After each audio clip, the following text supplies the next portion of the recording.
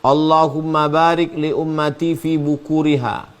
Berikanlah berkah pada umatku ini di waktu yang paling pagi. Itu makna bukur. Jadi siapa yang bangunnya paling pagi, lebih awal, dialah yang lebih banyak dapat keberkahan. Maka kalau orang barat itu punya filosofi time is money. Waktu adalah uang. Karena mereka menilai sesuatu itu materialistis. Materi, duit, uang. Maka dalam Islam kita ingin setiap waktu ada berkahnya. Berapa banyak orang kalau sudah di awal paginya kacau balau, terlambat bangun, tak sempat mandi, macet, moodnya rusak, berangkat terlambat, sampai kantor. Akhirnya hari itu bad mood semuanya. Kacau balau semuanya. Berawal dari awal harinya, paginya itu sudah kacau. Sedangkan kita bangun pagi, maka sempat pula mandi. Ada terapi namanya terapi mandi subuh. Jadi ternyata bangun mandi subuh ini membuat semangat sehat. Jadi saya banyak berjalan ketemu dengan orang-orang tua yang sehat-sehat itu, saya suka nanya, berapa umur Bapak? 70, 80. Apa rahasia sehatnya? Rahasianya mandi subuh Pak Ustadz, bukan mandi pagi, mandi subuh. Jadi sebelum sholat subuh itu sudah mandi. Yang pertama keberkahan. Yang kedua kesehatan badan. Bangun, mandi, fresh, segar. Setelah itu usahakan 1 jam sebelum azan subuh sudah bangun. Jadi kalau waktu Indonesia bagian barat, WIB, kami di Riau, azan subuhnya sekarang lebih kurang jam 5 kurang 10. Maka kalau bisa jam 4 sudah bangun. Santri-santri di Ma'had Az-Zahra jam 4 sudah bangun. Bangun, sholat tahajud. Bangun, mandi, bersih, fresh, segar, sehat, harum. Mandi, setelah itu sholat sunat wudu. Habis itu sholat sunat taubat. Habis itu sholat sunat tahajud. Habis itu sholat sunat hajat. Habis itu sholat sunat witir. Menunggu azan subuh berkumandang, maka zikir. Zikir utama 3. Istighfar. Astaghfirullahaladzim alladzi la ilaha illa huwal hayyul qayyum wa atubu ilaih 100. Salawat. Allahumma salli ala Sayyidina Muhammad wa ala ali Sayyidina Muhammad 100. Tahlil. La ilaha illallah, la ilaha illallah, la ilaha illallah. Tak lama setelah itu terdengarlah azan subuh. Lalu kemudian sholat qobliyah subuh. Tentu saja mendengar suara azan subuh ini mengusir gangguan setan. Karena setan lari terbirit-birit mendengar suara Allahu Akbar, Allahu Akbar. Kita pun menjawab Allahu Akbar, Allahu Akbar. Masuk ke telinga, masuk ke otak, masuk ke jantung, masuk ke hati, badan sehat, badan segar, sudah beribadah, moodnya bagus, energinya bagus. Lalu kemudian sholat sunat qobliyah subuh. Disebut juga dengan sunnatul fajri. Disebut juga dengan sunnatus subhi. Usalli sunnatas subhi rak'ataini qabliyatan lillahi ta'ala. Qabliyah subuh antara azan dan iqamat. Raka'atal fajri 2 rakaat fajar, 2 rakaat sunat qabliyah subuh. Khairum minad dunya wa ma fiha. Lebih baik daripada dunia dan seisinya. Rakaat pertama baca qul ya ayyuhal kafirun. Rakaat kedua qul huwallahu ahad. Riwayat Muslim. Dalam Sahih Muslim ada satu bab khusus. Di dalamnya dibahas tentang waktunya bainal adhani wal iqamah. Tentang rakaatnya, rakaataini 2 rakaat. Tentang namanya rakaat al-fajri, 2 rakaat fajar atau qabliyah subuh. Tentang ayatnya, rakaat pertama kuliah, rakaat kedua kulhu.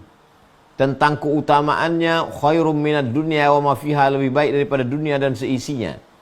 Menurut ulama maknanya, pahalanya lebih besar daripada dunia ini beserta isinya. Pahalanya lebih besar. Karena dunia beserta isinya akan berakhir dengan kiamat. Sedangkan pahalanya tidak berakhir sampai kita menghadap Allah. Lebih besar, lebih kekal, lebih dahsyat, lebih agung daripada dunia beserta isinya.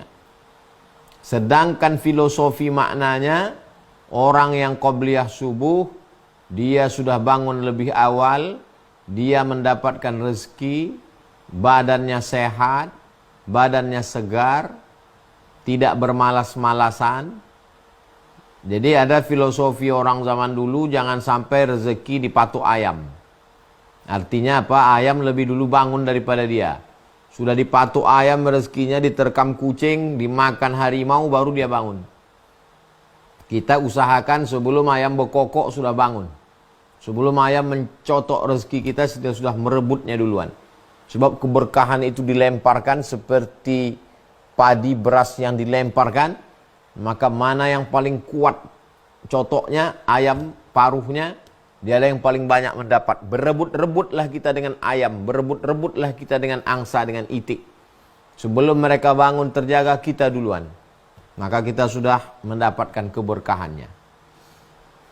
Jadi secara logika akal rasional, secara pahala yang bersifat tidak kelihatan, dua-duanya dapat.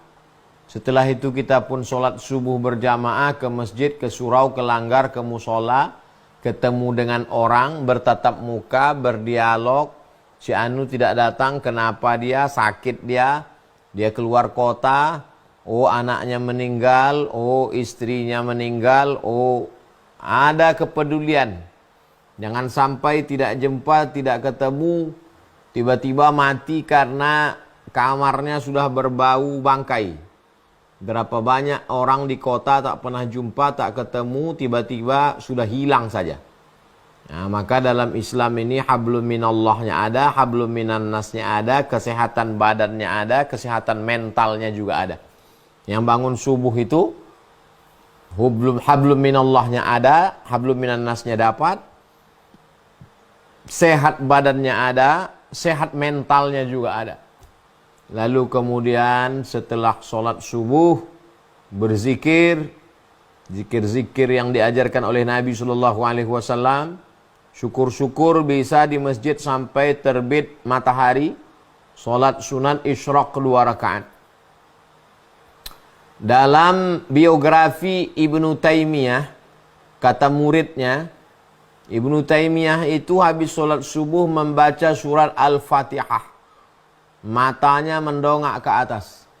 Bismillahirrahmanirrahim. Alhamdulillahi rabbil alamin arrahmanir rahim maliki yaumiddin iyyaka na'budu wa iyyaka nasta'in ihdinas siratal mustaqim siratal ladzina an'amta 'alaihim ghairil maghdubi 'alaihim waladdallin amin. Sampai terbit matahari. Jadi orang yang terbiasa subuh tidak sholat, lambat bangun sampai jam 8. Kalau dia berangkat kerja bagaimana? Terlambat. Sampai di tempat kerja sudah kena marah. Hari itu sudah bad mood. Kena macet lagi, sumpah serapah, caci maki, tak sempat mandi. Badan tidak nyaman. Nah, itu jadi efeknya kemana-mana itu. Sistemik itu. Nah, sedangkan kalau kita bangun lebih awal, kita lebih tenang, badan kita fresh, pikiran kita segar, otak kita tidak kacau, hati kita sudah berzikir. Ala bi dzikrillahi tatmainnul qulub. Ketahuilah dengan banyak berzikir hati menjadi tenang. Nah, ini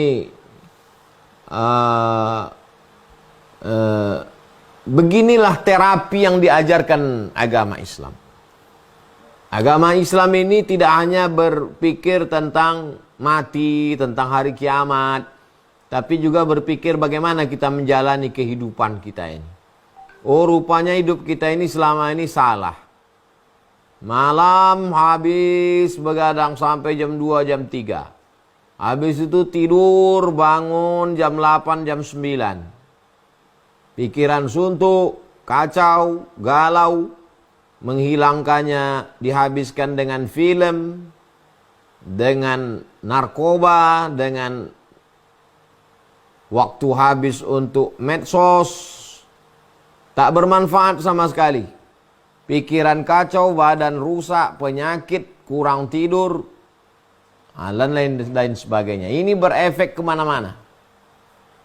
Jadi kalau kita ikuti syariat ajaran Islam ini, insya Allah selamat kita dunia, selamat kita akhirat, selamat pekerjaan kita. Jadi orang-orang dulu itu hidupnya berkah. Petani bangun pagi, segar, sholat subuh, sempat ketemu dengan tetangga. Habis dari sholat subuh pulang ke rumah, dia pergi ke sawah. Sawahnya digarap, anak istrinya sehat, rezekinya berkah, pulang ketemu orang. Sekarang ada manusia tidak pernah ketemu dengan manusia. Seperti robot. Hidupnya tak bermakna. Anak tak jumpa, istri tak ketemu, tetangga tak pernah nampak. Kurban tak pernah datang. Datang-datang ngambil kupon kurban, tiba-tiba mati. Tiba-tiba dapat pengumuman di masjid, innalillahi wa inna ilaihi raji'un. Bagaimana dengan orang yang tidak sholat subuh? Man nama, siapa yang tidur? Lalu kemudian dia tidak sholat subuh. Bala syaitanu fi udhunih. Setan kencing di telinganya. Makna setan kencing di telinganya dua. Yang pertama makna hakiki. Memang betul-betul kencing telinga. Makna kedua adalah makna majazi kiasan. Kencing itu kotoran, najis. Kotoran manusia saja kita jijik, apalagi kotoran setan. Lebih jelek daripada WC manusia. WC-nya setan adalah telinga orang yang tidak sholat subuh. Nah, jadi ini termasuk dalam tarhib, ancaman. Dan di balik itu ada targhib, ada motivasi supaya orang beramal. Santri-santri itu memang dimotivasi, ada yang membangunkan ustazah. Ustazah bangun pagi mengajar sampai sore, sampai malam. Jam 10 baru habis aktivitas kegiatan, baru tidur. Nah, ini semua kalau kita jalankan ajaran Nabi Muhammad SAW ini datang dari Allah, bukan hasil survei, bukan percobaan manusia, maka insya Allah efeknya akan kita rasakan. Saya pribadi setiap hari rutinitas bangun, mandi, sholat sunat wudhu, sholat sunat taubat, sholat sunat tahajud, habis itu berdoa, berzikir istighfar, habis itu sholawat, habis itu tahlil. Tak lama terdengar azan, sholat qobliyah, sholat subuh bersama santri. Habis itu saya membaca tafsir Jalalain. Hari Senin, hari Selasa, hari Kamis, hari Jumat. 4 kali saya bacakan tafsir Jalalain untuk anak-anak santri. Hari Rabu, saya membacakan Riyadhus Shalihin. Adapun hari Kamis, hari Jumat, hari Sabtu, hari Ahad, saya di luar. Nah, ketika di luar juga setiap kajian subuh pasti ada di masjid-masjid. Andai tidak di masjid, di hotel bersama tim intern di daerah masing-masing. Karena saya keluar hari Kamis, Jumat, Sabtu, Ahad. Hari Jumat, Sabtu, Ahad, Senin. 4 hari saya di luar. Jadi waktu ini dipakai semuanya. Dan subuh itu memang diusahakan. Kalau di luar ada pengajian. Kalau saya di pondok membacakan Riyadhus Shalihin. Kalau di pondok membacakan Jalalain, tafsir Jalalain, Imam Jalaluddin Al-Mahalli, Imam Jalaluddin As-Suyuti. Sedangkan kalau Rabu subuh, 4 kali Rabu di musola. Saya memang sengaja memilih subuh.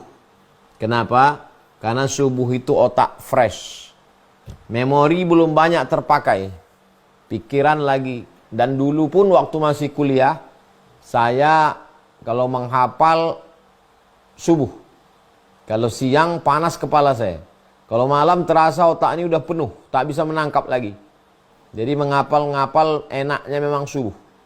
Apalagi kalau mau ujian, itu saya habis sholat subuh, jam 5, jam 6, jam 7, 2 jam tuh mengulang terus.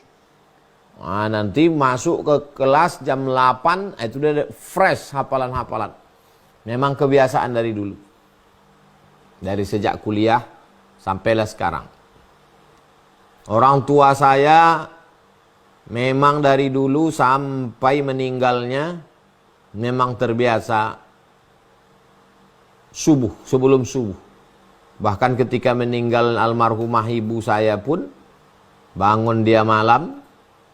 Sebagaimana saya tanya ke makcik saya yang menjaga, bagaimana malam itu? Karena waktu itu saya sedang di Pulau Madura. Katanya malam itu dia bangun jam 2, habis itu dia sholat tahajud, setelah itu dia sholat witir, habis itu dia berzikir, habis itu dia makan sahur. Habis makan sahur, karena hari Senin mau puasa. Habis makan sahur, menunggu mau sholat subuh, ditontonnya YouTube. Ditontonnya YouTube kau, ditontonnya YouTubemu, kata makcik saya. Nah, habis itu pas mau menjelang sholat subuh, baru dia ke kamar mandi, ke toilet, sakit kepalanya. Lalu kemudian dibawa ke rumah sakit, meninggal. Nah, jadi memang kebiasaan dari dulu tidak pernah meninggalkan malam subuh, karena ini waktu mustajab dan sudah menjadi kebiasaan. Allah bisa karena biasa. Tak ada istilah tidur santai siang, nah, itu habis kita kena marah. Jadi di rumah pun dididik demikian, kemudian di sekolah pun di pesantren begitu, apalagi dulu waktu di pesantren, memang waktu itu belum ada lagi komisi perlindungan anak, masih pakai batang sapu lagi dipukulkan ke lemari dari triplek, bangun, bangun. Nah, sekarang tidak bisa kita main begitu lagi. Jadi 3 lingkungan. Yang pertama keluarga di rumah, yang kedua sekolah, yang ketiga pergaulan. Jadi kalau kebetulan pergaulan kita kongko-kongko sampai tengah malam, ngobrol tak tentu arah, tidurnya pun kacau balau, bangunnya lebih kacau lagi. Begitulah kita terus. Man sabba ala syai'in sabba alaih. Siapa yang terbiasa dari mudanya melakukan sesuatu sampai beruban kepalanya, itulah terus terbiasa. Tapi kalau udah terbiasa kita disiplin, tidur, jauh berjalan banyak dilihat, lama hidup banyak dirasa. Banyak saya ketemu orang-orang hebat. Itu banyak saya sekali ketemu tidurnya cepat. Ada satu jenderal, mohon maaf ya Ustadz, jangan Ustadz tersinggung. Saya jam 10 mesti tidur Pak Ustadz. Jadi kami habis pengajian Isya bertamu ke rumah beliau. Jam 10 kami cabut. Karena dia bilang, saya kalau udah lewat jam 10 ini nggak bisa tidur Pak Ustadz. Ayalah Pak. Rupanya dia tidur jam 10, 11, 12, 1, 2, 3. Jam 3 dia bangun. Biasanya Bapak saya bangun jam 3. Habis itu saya ke meja kerja saya. Sholat tahajud. Habis itu saya kerjakan menunggu azan subuh. Saya pernah ketemu pejabat begitu. Saya pernah ketemu bisnismen juga begitu. Saya pernah ketemu tentara begitu. Saya pernah ketemu polisi juga begitu. Nah, jadi memang manajemen waktu ini yang luar biasa. Jadi kalau ada orang yang santai-santai katanya menikmati hidup, sebenarnya tidak menikmati hidup. Itu adalah orang yang menghancurkan hidup. Nah, jadi terkait tentang sholat subuh ini tidak hanya sekedar ibadahnya. Kita tidak hanya cerita tentang masalah pahala, surga, neraka. Kalau bangun subuh dapat pahala, sholat masuk surga. Kalau kesiangan nggak sholat masuk neraka. Betul, itu tidak salah, memang ada dalam ajaran Islam. Tapi kita mesti melihatnya lebih luas dari berbagai aspek. Aspek medisnya, aspek disiplinnya, aspek semangat kinerja beraktivitasnya, aspek semangat untuk membangun alam semesta.